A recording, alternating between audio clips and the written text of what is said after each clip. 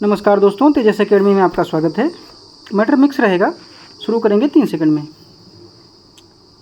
प्राचीन कालीन समाज में विभिन्न अवधारणाओं के निर्माण में जहाँ केंद्रीय भूमिका में धर्म था तथा उसके आधार पर ही विश्वासों का निर्माण होता था, वहीं वर्तमान समाज का मुख्य आधार विज्ञान है, जिसका अर्थ ही क्रमबद्ध, सुव्यवस्थित और सुसंगठित ज्ञान से है, जहाँ किसी भी बात को यूं ही शाश्वत सत्य नहीं मान लिया जाता, बल्कि उसे तर्कों और प्रमाणों के आधार पर मापा जाता है।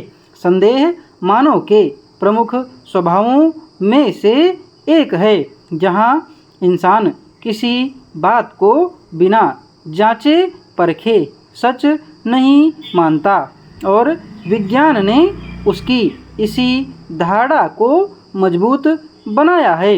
इंसान अपनी नई वैज्ञानिक सोच और अनुसंधानों के साथ ही विकास के नए पथ पर अग्रसर हो रहा है।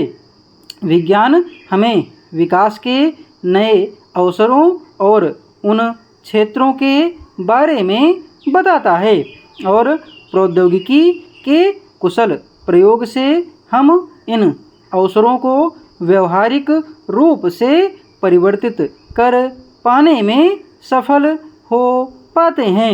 विज्ञान हमें प्रकृति के वास्तविक स्वरूप की समझ प्रदान करता है।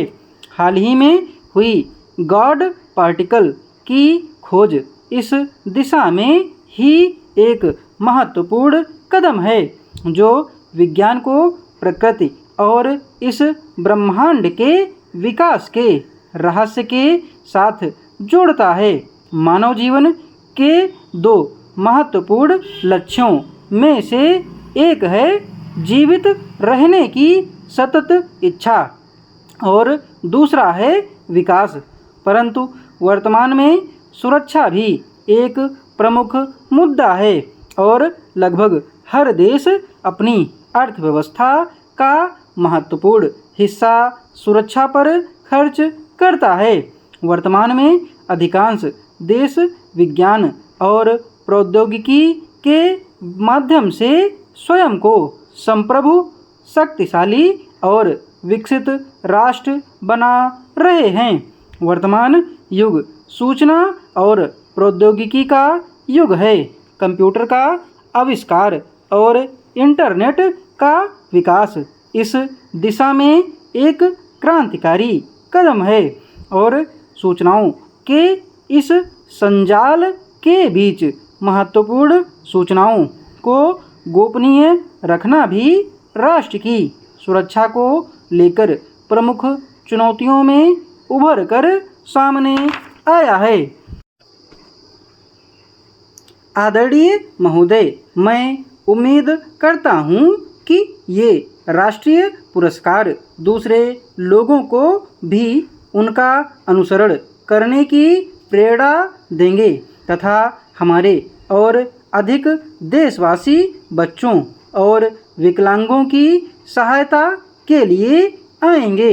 बच्चों तथा विकलांगों और अपंगों के पालन पोषण की जिम्मेदारी वास्तव में खुद माँ बाप के कंधों पर होती है, परंतु कहीं कहीं और कभी कभी ऐसा भी देखने में आता है कि माँ बाप अपने फर्ज को नहीं समझते और अपने बच्चों की उपेक्षा करते हैं, तो ऐसा गलत काम करने वालों को सजा देने का कोई कानून नहीं है।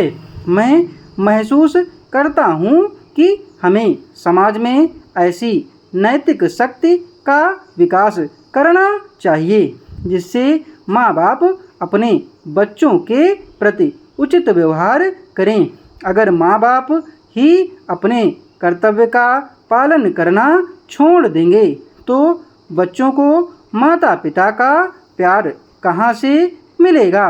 सरकार और स्वयंसेवी संस्थाओं की कोशिशों का महत्व तो माता पिता के कर्तव्य के बाद आता है। डिक्टेशन की स्पीड 90 शब्द प्रति मिनट रही है।